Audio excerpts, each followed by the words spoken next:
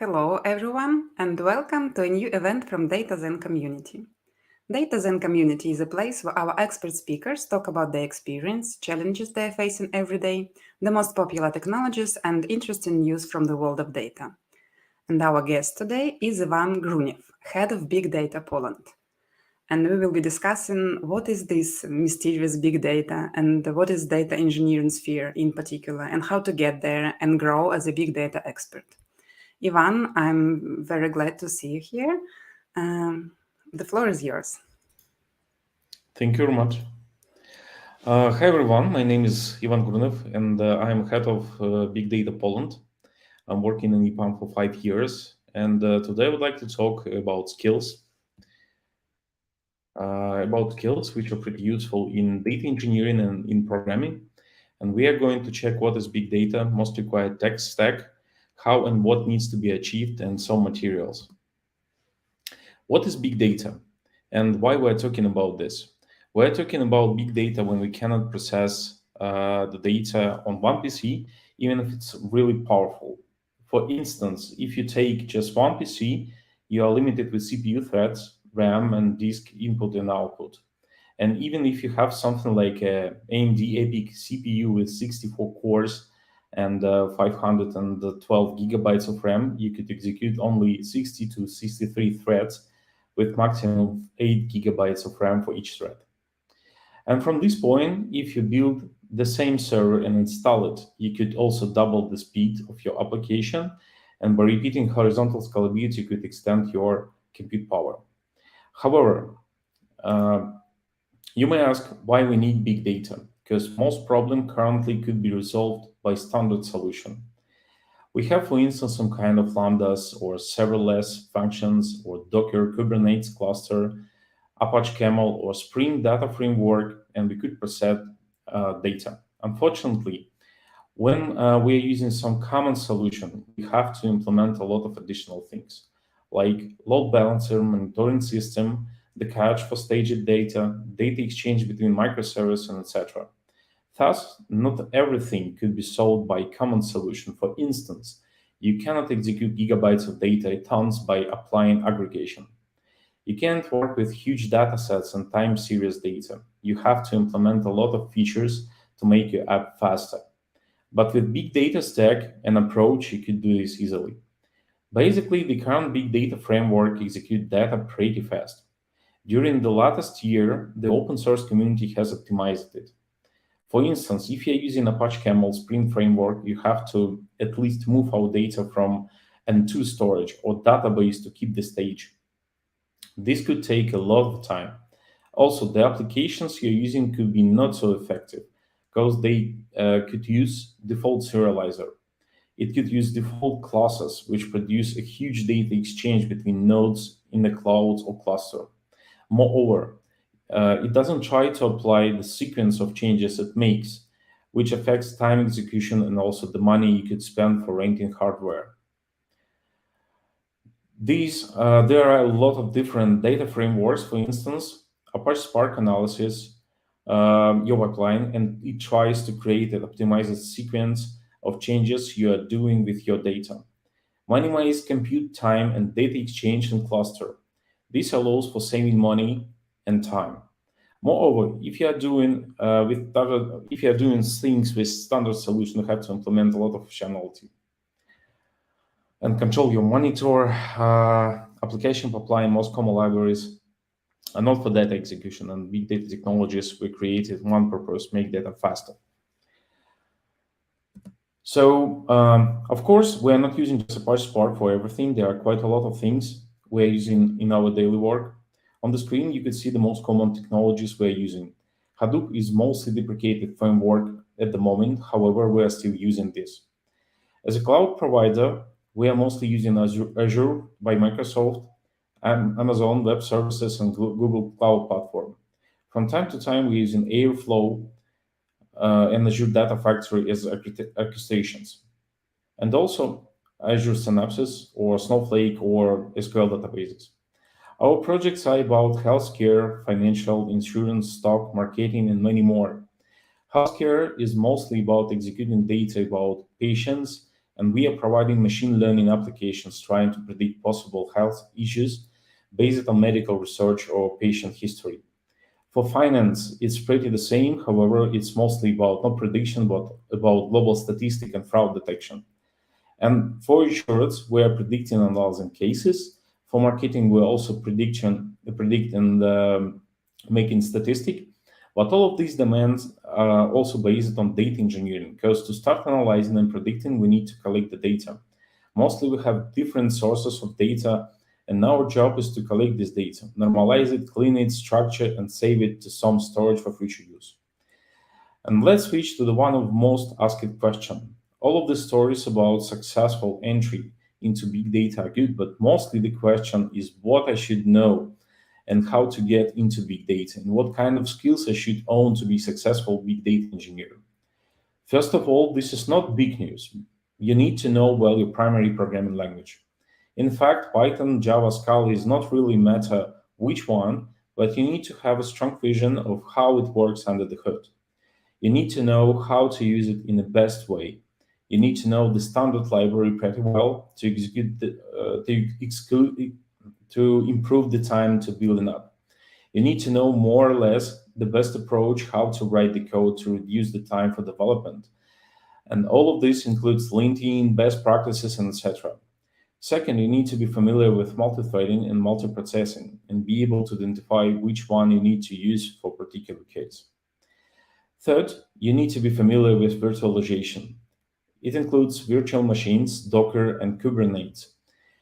It doesn't mean you should know everything, but just knowledge on a high level could give you much more in your work. Fourth, you need to know one of the popular cloud platforms like Azure, Google Cloud, or Amazon Web Services. Fifth, networks, at least on high level. You need to know how networks works in general, the levels of networks, and so on. In general, almost all our engineers know the most required hard skills, and more or less everyone knows how to get them. EPAM has a lot of materials, and we have a lot of courses on our learning platform to achieve them. In general, it's one of the clouds like AWS, Azure, GCP, one of the required programming languages like Python, Java, Scala, SQL databases, and distributed computing framework like Hadoop, Apache Spark, and etc. A big plus will be to know SQL pretty well, because in most cases we're using it, sometimes everywhere. And no SQL is optional, but it's really good to know it. And let's switch to the one of most asked questions.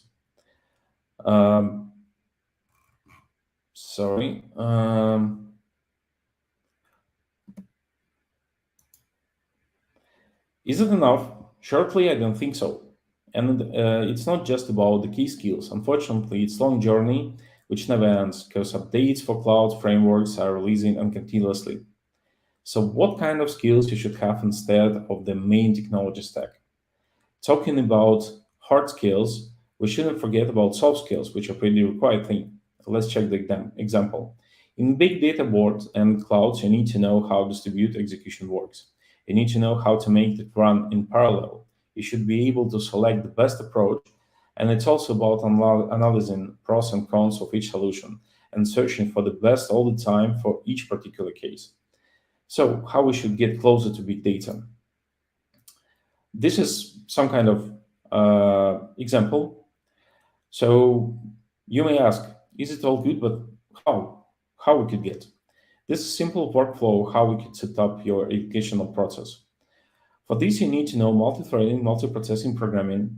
For instance, you need to try at least once to write some application in a single thread, then rewrite it in multi-threads, and after that, try the same with multi-processing, and next try to run this in few machines. And it's not over. You need to analyze what is the difference and understand pros and cons for each approach. And this is not the end, right? Also, you need to try this on cloud, try to use database, try to use NoSQL database, cache storage, and so on. And this is how you could learn and apply your knowledge about hard skills. Back into soft skills, to complete everything I said before, you need to be able to solve problems. And I think this is most required skills you could get, and it could be useful everywhere, not just in big data world. The second skill you need to solve this problem is to be able to seek and learn materials. And as additional to this, you need to be able to find the best solution and technologies to implement your application. The obvious technologies like Docker, Airflow sometimes is not enough or too complicated to solve the task and make your application works perfectly.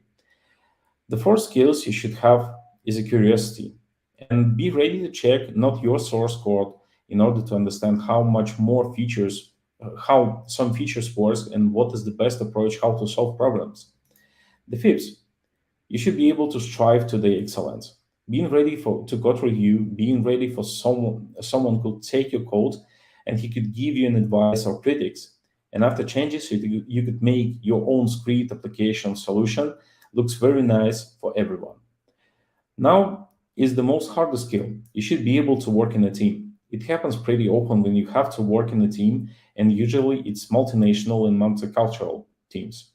You should be able to share your knowledge and the source code to other teammates, making the exchange between team player could give you a quite fast growth. Applying best practices, driving strong code implementations, following, by the way, mm, um, following by the implementation rules, following this way, how team works, and supporting the leader could give you pretty much. Collaboration is the key to be successful, and showing the right way instead of just claiming could make you a professional. The individual of our company is the most important value in our project team. We are trying to listen everyone based on discussions. We are trying to deliver the best solution. You could make your job valuable, and in effect, it doesn't matter what kind of job you are doing. Is it CSV file parsing or complicated email algorithms? Everything is valuable because we are doing one job in each small or huge task is providing each of our project a successful release. Striving to the excellence will give you a various vision about how to write a program, how to work in a team, how to drive team, how to act as professional. There are a lot of skills you could obtain working in EPAM because we have huge team distributed across the whole world. Of course, we should mention example of courses and materials which you could pass to obtain required skills. For hard skills, it mostly based on your primary language. It's not the rule to read and learn exactly these materials. It's just an advice. However, you could read books. Python crash course. This is about uh, learning Python itself. Learning Python book, effective Java, clean code. This is one of the Bible, I think, for everyone. And one of the basic things that we mostly reading and using this is Hadoop definitive gap. It's like more or less outdated, but still like a lot of things could be found there. And the online courses I would like to recommend this is EPAM Poland. So by embedded search, you could find the required course.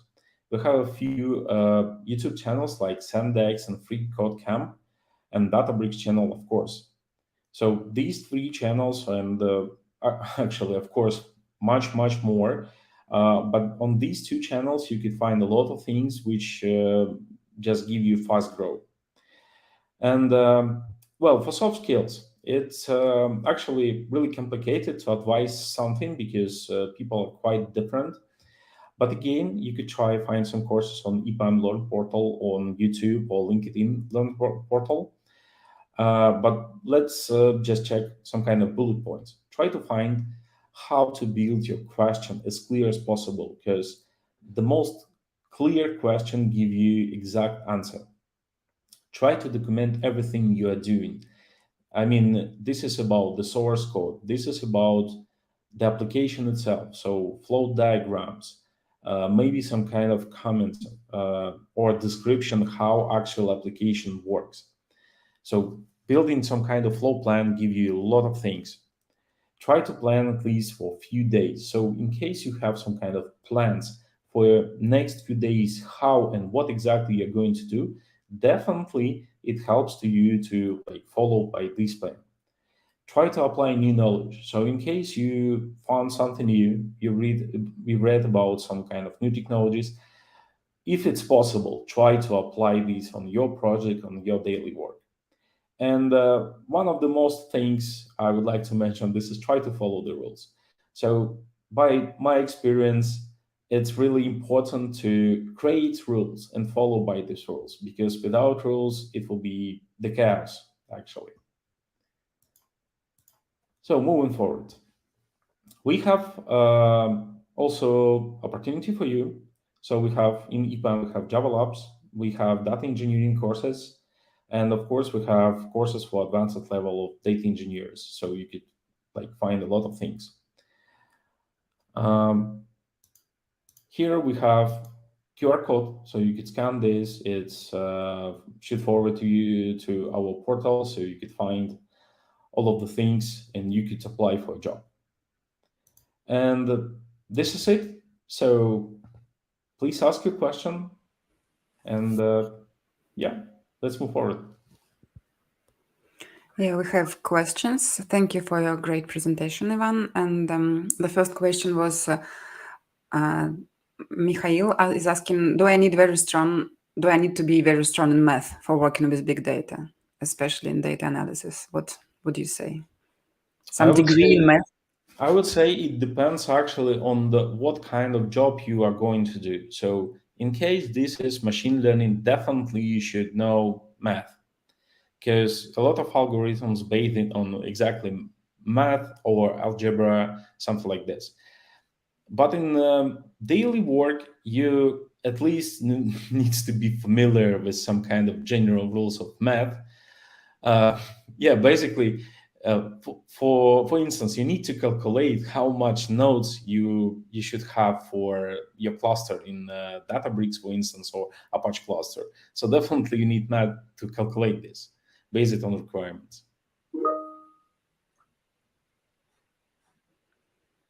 I hope we've answered the question. And the next question, how to practice knowledge I get from books and courses?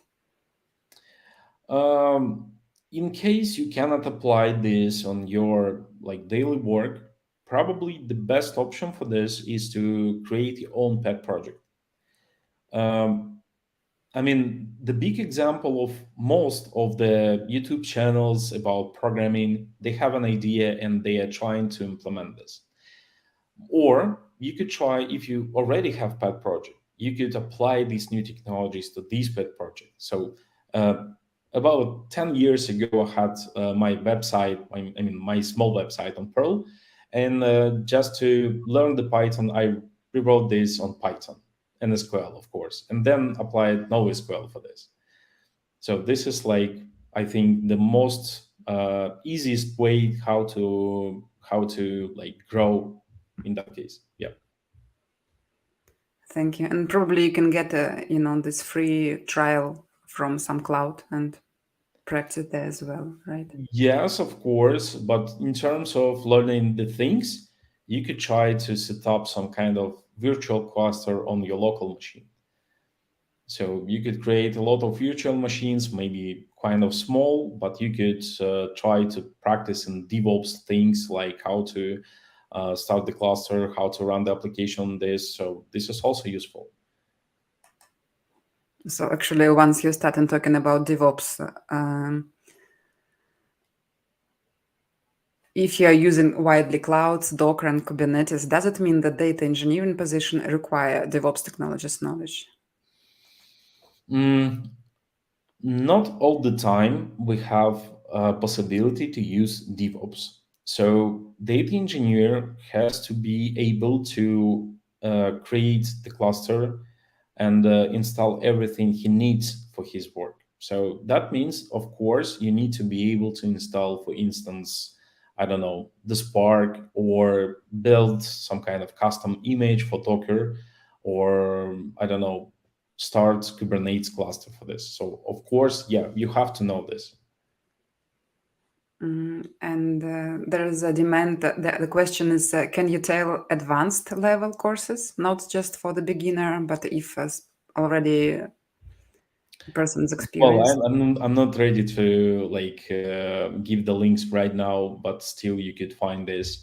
And the advanced level actually also means that you could find most of the information by yourself. So for instance, if you're trying to like be advanced engineer in Apache Spark, definitely you have to watch and read a lot of materials from, for instance, Databricks channel. So they have a lot of information regarding Apache Spark. You have to actually dive and submerge into source code and probably be a contributor of some kind of particular technology. Good point. I agree with you. And the next question is very popular. So, what is better to learn, Java, Scala, or Python for big data engineering? For big data engineering, exactly for big data engineering, it doesn't matter actually. But in case you would like to be more like advanced in programming, I would advise to start with Java. But if you would like to have more and more, probably you have to start with C and C++. So many Okay. things, I mean, many things about serializing, deserializing, many things about the memory itself. You could learn the things only with static typed programming language and compiled language. So such as, like Java, like C Sharp, like C++. So, this language could teach you how to save the compute power of the PC or server, whatever, and use like this for 100%. So Python, of course, uh, we don't have really like static typing there. We still could like do this on top, something like this, but it doesn't allow to use like all of the best things which could give you such languages like Java or C++ or C Sharp. So yeah, I think if you would like to be data engineer, Python is enough. If you would like to be software engineer, also like good software engineer, you have to know at least one static typed programming language. Thank you. But it would be a very long way to data engineering if you are starting like from the C++, right? Because usually on all these courses they say just learn Python and you'll be good. Uh, the software engineering itself, it's not like the short term things. Definitely, you could spend not just years but like 10 to 20 years, and you would never like reach the point when you know everything. So don't believe to courses when they saying like for 1 month you will be able to write Python application in advanced level and you will know everything. No, this is not true. Maybe if you like have a good base and you have ability to learn in advance. Like not just spending 2 3 hours per day, but like the whole day. So maybe yeah, you could achieve this in 1 month. But I don't think this is like possible for everyone. Thank you. Also, we have some more practical questions. Could you recommend some course on networking? Victoria asks. On networking, um, to be honest, I didn't pass any kind of courses for networking. I just trying to achieve this by practice. So I think on YouTube you could easily find something about networking, and I think that some kind of basic programming books, as far as I remember from my like when I was pretty young, it was Pearl from O'Reilly. They explained actually how the network works in terms of programming language and building client and server. So I think that you could read about like basic things in a programming language books. But if you would like to get more, it's mostly the specific information from some kind of specific channels on YouTube. So a few days ago, I saw one of the guy try to like create some kind of client server for MMORPG game based on C++. So he actually follow from the beginning. So how networks works. So you could try to find this. I don't remember the channel name actually. It's too bad. Sorry. Yes. Also, there are questions. Could you tell, please, where I can find the mentioned basic level course for future data engineers and the advanced course? I think you have covered it. Where I can find this? Yeah. You could try to find this on learn.epam.com. I'm not sure it's opened. I mean, all of these, our internal course are opened for like external, uh, but you could try this, or you could try to find some kind of information about like technology, or you could start actually from Hadoop definitive guide. So this is like the Bible also. So they highlighted Hadoop, how distribution things works. They highlighted Spark. They highlighted a lot of auxiliary tools like I don't know, the Scoop, Peak, something like this, and also like Kafka. So for sure you could read this and you could try like to grow with this book. And the question from EPAM, do we have grow into machine learning engineering webinars in EPAM? No, for now, no. Not As yet. far as I know, no. And I think I know what you will say, but still, there are many no-code tools for data processing or Mhm, ETL. mhm. If I use this, does it mean that I am a data engineer? Um, And what do you think about those tools in well, general? the data engineering itself, it's I think it's some kind of state of mind. So in case you could imagine how like data follows from one PC to another PC, how it transform, how some kind of application could work with this under the hood.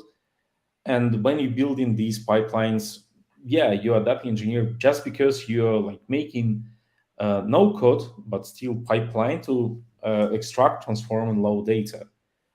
Um, in general, why? So back into the question, what exactly programming language you should know to be data engineer? It actually doesn't matter just because for each particular case, we're using a specific language. So one project could contain like Python, Java, Ruby on Rails, for instance. I mean, not just Ruby, but with frameworks, so Ruby on Rails, Scala, Bash, and Python, of course. So a lot of languages in just one project, just because we're using different libraries, and sometimes the functionality or API of these libraries are not enough for us. So we have to modify this and contribute, of course. And to contribute and modify, we have to know these additional languages. So, answering on my question, yes, of course, if you're building pipelines with no coding, still you're a data engineer just because you're like working on transformation pipelines. Okay, thank you. But sounds more and more complicated while you Of continue course, talking. of course.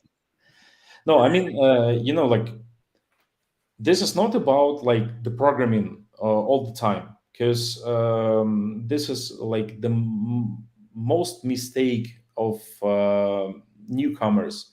So they are thinking when they pass in the course, they are thinking that data engineering is writing just small application or big application which transforms data, but it also like orchestration. This is also data modeling. This is also reports. This is also like supporting this, optimizing this, and a lot of things.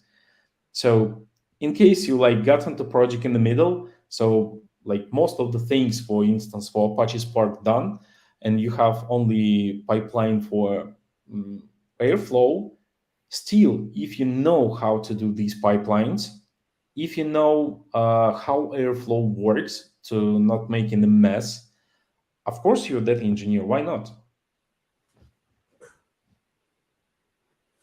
Okay, thank you. And still, let's say I've already started learning C++ and know it, and then what next? Java or Python? Which is more popular in data projects from your experience? In data project, we have like the most demand is Python, but still we have demand on Java. So this is unfortunately up to you. So you could start with Java and then proceed with Python. Um, but by my experience, I would say it's better to do this otherwise. I mean, opposite. So try to learn Python just to be familiar with functional programming, and after that, only after that, try to learn Java. Because in case you know C++, you know how memory works, types, and how to program itself. Um, but the main mistake, by my experience, when guys coming from Java to Python, they're trying to implement the same structure, the same objects, the same patterns for Python. And for most of the time, this is like really bad thing, unfortunately, because in big data world, the one of the most important thing is to uh, create lightweight application which is not exchanging data between nodes. Like for instance, if we are talking about types for Java, and I'm not sure about C++, sorry, I didn't program on this for a long time, but Java natively, it's when it's serializing data, it's trying to include also metadata about the classes of Java inside this, let's say, text or whatever. I mean, serialized object. And in big data, we are trying to like avoid of this situation. So we are trying to use like more complicated solution in that case. So we are sending the object, and we are expecting exactly this object. So we cannot do the mess between these between client and server. And in case you like trying to implement the same structure on Python or do overhead with Java, definitely your application will send this metadata, I mean, about Java metadata or Python metadata through the cluster, which increase sometimes really seriously the traffic amount between nodes. So this is like the compute time, the money, and your time, of course, because you have to wait while this all of the data, serialized data, passes through the like the whole cluster. I hope I answered this question. Yeah, I'm just kind of confused because you told me that Python is more in more demand and the Java, but you still it is better to use Java and sometimes, right? Sounds like Well, it's really good to know Java, but you could start with Python. I okay. mean, most of the, I mean, sometimes we're using notebooks, so this is Jupyter, something like this, and you could write the code on Python. So mostly all of the courses regarding data, regarding data science, they're using Jupyter, they're using Python, Pandas, and something like this. So definitely, just to have a vision about how it works on high level, definitely you could use Python. And if you like submerging deeply in the process internally in a, for instance, again, Apache Spark, um, you should just keep in mind that everything you are doing could affect the result. So in case you don't know how in some cases Apache Spark works inside, so you could do mess, but you could like get this information only if you know somehow Java and somehow Scala. Yeah, I see. To understand that this Spark is important, right? And It's you just everything interconnected, unfortunately. yes, but you haven't mentioned Hadoop, I think. Isn't it required anymore? Because they used to say that Hadoop is like, is it outdated?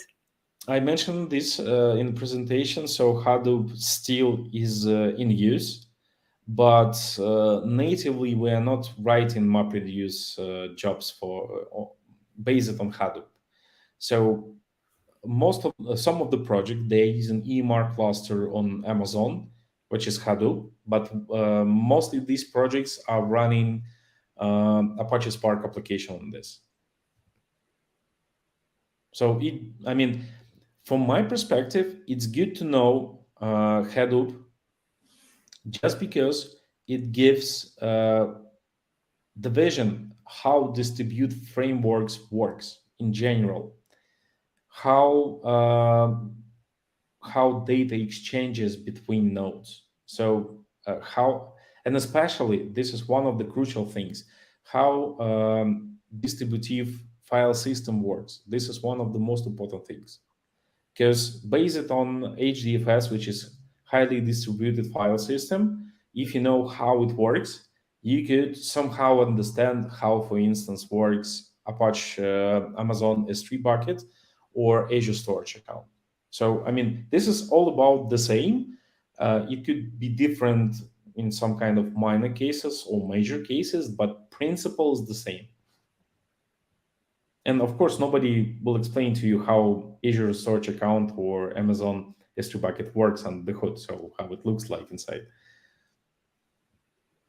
So you mentioned so many required skills, and do you need to have an experience in all three clouds and Kubernetes and Docker and Java and Python to get into big data project, or what would you say?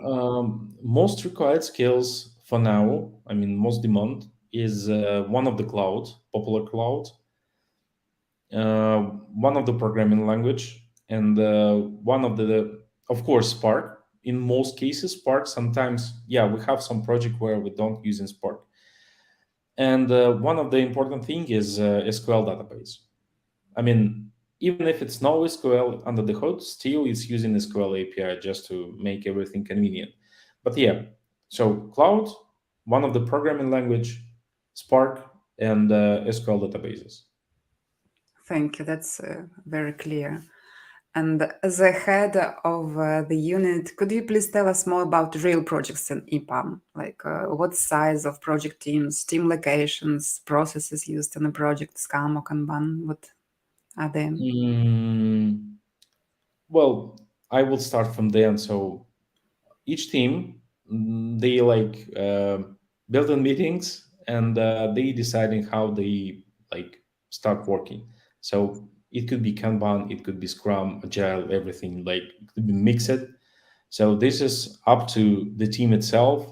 In case team cannot decide, mostly this is job comes from, I mean, the decision comes from delivery manager.